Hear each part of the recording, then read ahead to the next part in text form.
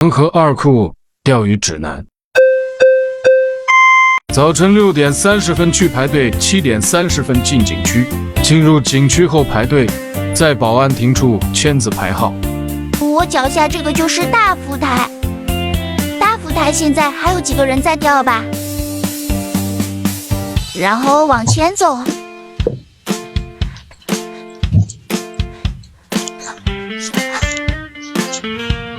小浮台，再往前走，小木屋啊！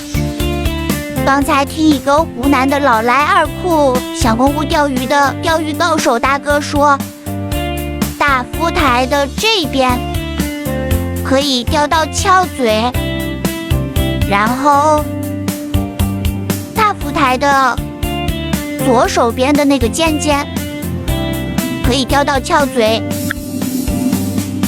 这边就是现在还在甩竿的这些人，这里他们是比较容易抽帘用的这个地方。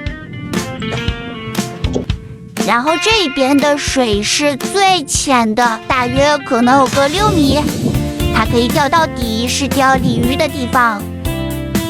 最后附上价目表，拼盘更便宜些哦。